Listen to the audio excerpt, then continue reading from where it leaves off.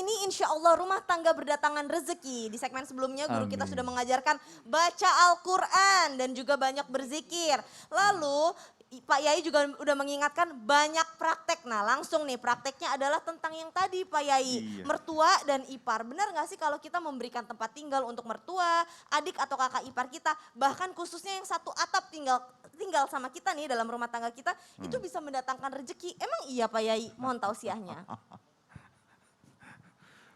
Alhamdulillahirabbil alamin. Ilmu, zikir, semuanya sudah. Sekarang sikap yang harus kita lakukan. Sikap. Yang pertama adalah sikap yang harus kita lakukan. Tasoddaq yauma wulidta, sukalah bersedekah di hari lahirmu. Bagaimana kita bisa memberi sedekah semampu kita lakukan. Apapun yang kita bisa, minimal sedekah. Saking tidak adanya pun Rasulullah mengingatkan kepada kita. Bagaimana kita bersedekah? Tasbih, ucapan subhanallah, itu pun juga sedekah. Yang kita lakukan adalah sikap. Tentang apakah benar kita membuatkan rumah untuk mertua, untuk ipar mendatangkan rezeki. Pertanyaan seperti ini saya khawatir memberatkan mereka yang mau menikah. Kok ketawanya kenceng banget nih guru-guru. Oh bener ya? Bener. Oh bener, oh iya. Pertanyaan apalagi masuk di Islam itu indah. Se-Indonesia bisa menyaksikan dan mendengar. Bagaimana kalau membuatkan rumah mertua, ipar, apakah mendatangkan rezeki. Nanti dulu itu. Masya Allah, nek rezeki nek luweh-luweh rapopo. Iya, nanti dulu itu terlampau tinggi. Al-walidu thalathun, berikan penghormatan dulu kepada 3 orang ini. Banjir rezekimu ketika kita tidak pernah melepas untuk hormat kepada 3 orang ini. Yang pertama, alladzi yuliduh, yang melahirkan kita, ibu dan bapak kandung kita. Yang kedua, alladzi yuzawwiju, yang menjadi perantara sebab kita berjodohan, mertua kita. Dan yang ketiga, alladzi yu'allimu, yang menjadikan perantara kita ngerti angka, ngerti huruf, berikan penghormatan. Minimal angkat tangan dalam kosong tangan untuk berdoa kepada beliau-beliau. Dengan kita suka mendoakan beliau, insya Allah kemudahan Allah akan berikan kepada kita. Ini yang saya bilang dengan sikap. Sikap tetap kita lakukan. Bagaimana kita bisa lakukan untuk bisa diterima ibadah kita. Sementara hanya sebatas doa. Mohon maaf, tidak sholat, tapi minta surga. Opo yo iso. Surga ya Allah, surga, tapi tidak sholat. Minta kenyang ya Allah, tapi tidak makan. Apa ya bisa. Begitu pula rezeki ya Allah, tapi sikap kita kepada sumber rezeki. 3 itu tadi, orang tua, mertua, dan guru kok belum kita buka, belum kita nyeneng nomor 3 ini. Insya Allah susah yang namanya sumber lancar kepada kita. Ini yang disebut dengan sikap. Alhamdulillahirrabbilalamin, dari sikap-sikap itu lantas kemudian kita hiasi dengan Asmaul Husna. Kita hiasi dengan sholat hajat. Kita hiasi dengan baca Quran, kata Ustadz Syam. Itu kan amaliyah ubudiyah. Tapi sikap kita pun juga diperlukan. Ingat saudaraku, Allah maha memberi, tapi tak akan memberi bila kita tidak memetik sayang Allah melalui sikap kita. Masya Allah, tabarakallah, jazakallah khair Pak Yai. Jadi artinya coba kalau kita seret rezekinya, nauzubillah min dzalik, perhatikan gimana hubungan kita terhadap 3 hal tersebut. 3 Orang tua, orang. mertua, dan juga Guru. terhadap guru kita. Tapi kalau orang tuanya bukan orang tua kandung gitu gimana Pak Yai? Tetap orang Insya tua. Allah yang tidak punya orang tua kandung itu hanya Orang tua Nabi sama. Isa. Oh iya. Hanya apa? Hanya Nabi Isa yang tidak Oh punya hanya Nabi ayah. Isa, jadi semuanya ada orang tua Semua kandungnya. pasti Jadi punya harus orang tua. baik kalau begitu. Nah nih Pak Yai, ada sebuah tayangan nih Pak Yai tentang orang yang 6 tahun gak punya tetangga. Seperti apa? Ini dia tayangannya.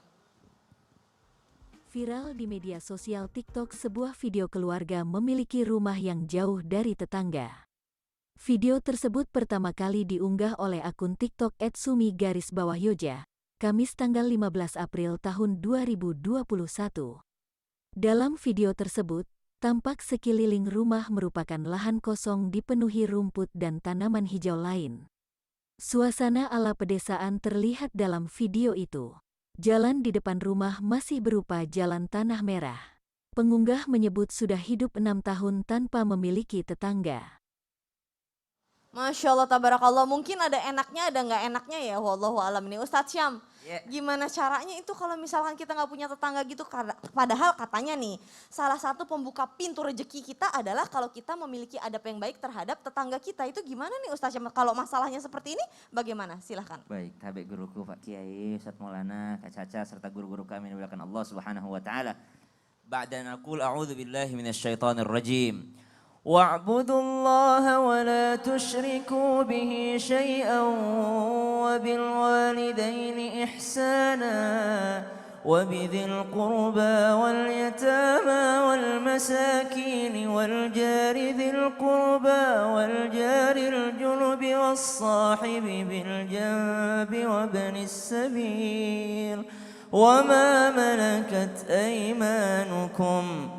Allah Subhanahu wa taala mengingatkan kita untuk yang namanya senantiasa menyembah Allah Subhanahu wa taala. Kemudian berbuat baik, berbakti kepada orang tua kita. Orang tua sudah dijelaskan oleh guru kita bersama Pak Kiai. Kemudian subhanallah, Allah Subhanahu wa taala menginginkan kita untuk berbuat baik kepada orang-orang fakir, orang miskin, dan juga ternyata Allah Subhanahu wa taala mengaitkan dalam ayat ini al-jari dzil qurba wal jaril junub, tetangga yang dekat ataupun tetangga yang jauh. Para ulama mengatakan yang dekat di sini yang dimaksudkan bisa jadi dekat bangunannya ataupun dekat akidahnya. Maka yang dikatakan adalah yang dekat dengan kita seagama atau seakidah ataupun dekat pintu rumahnya walaupun dia jauh akidahnya. Jadi mau muslim non muslim mau deket banget rumahnya ataupun jauh kayak tadi, subhanallah tetap dikatakan tetangga. Dan Allah menginginkan kita untuk berbuat baik kepada mereka. Seorang ulama Abu Hamzah As-Sukari pernah yang namanya tetangganya menjual rumahnya.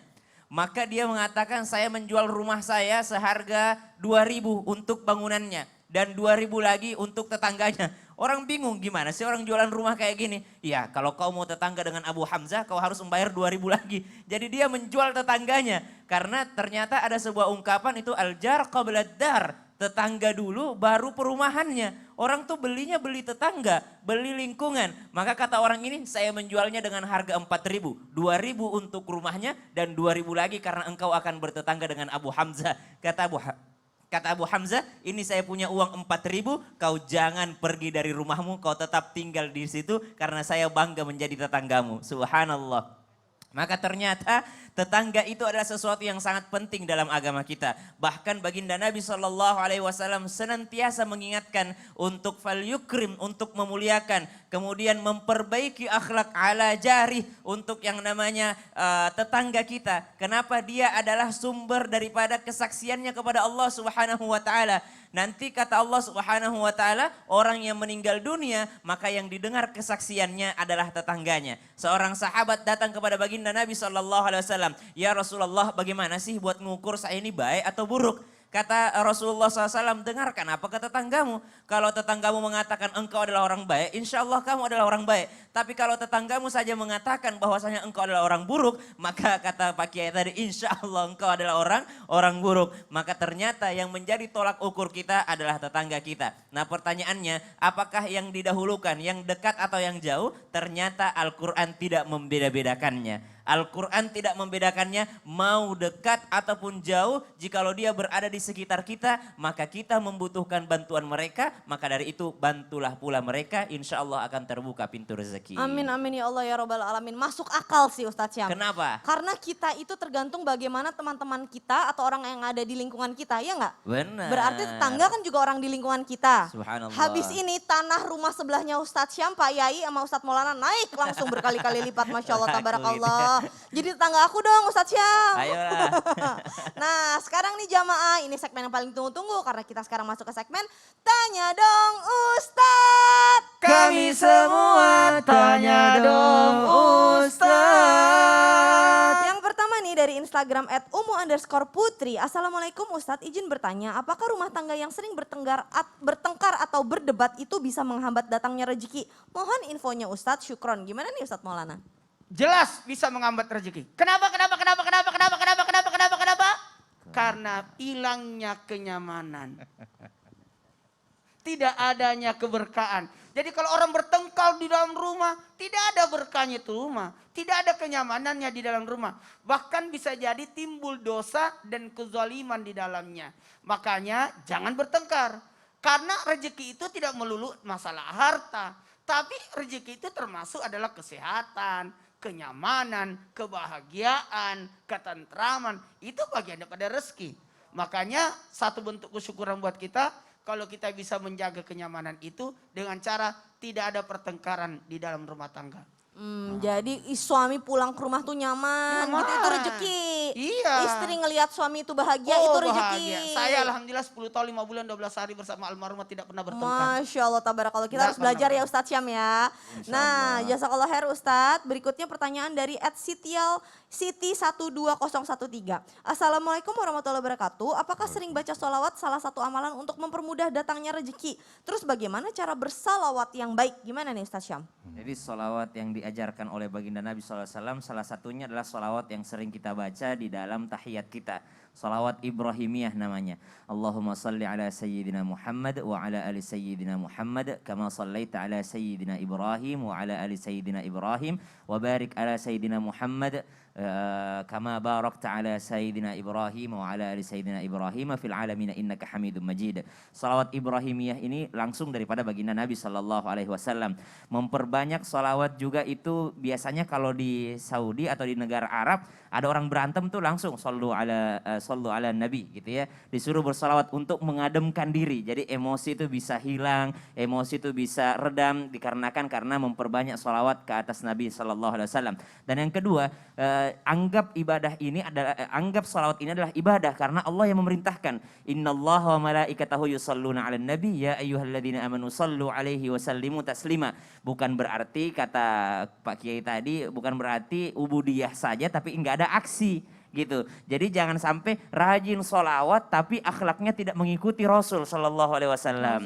Ternyata dia rajin membaca sholawat kepada baginda Nabi SAW, tapi tidak satu pun mengikuti sunnah Rasulullah SAW. Seperti misalnya sunnahnya memuliakan tetangga tadi, memberikan kepada makhluk hidup. Jangankan kucing diberikan kepada, jangankan istri kucing aja dikasih makan akan membuka rahmat Allah Subhanahu Wa Taala. Maka subhanallah jangan hanya ubudiyah, amalan pribadi, tapi ternyata amalan untuk membantu sama juga harus diperluas. Masya Allah, gitu. tabarakallah. Karena baginda Rasul itu pekerja keras ya. Oh, subhanallah. Dan berbisnis gitu. Jadi Masya harus Allah. berusaha cari cara gimana supaya insya Allah rezeki berdatangan dengan berkah. benar. Jazakallah khair Ustadz Syam.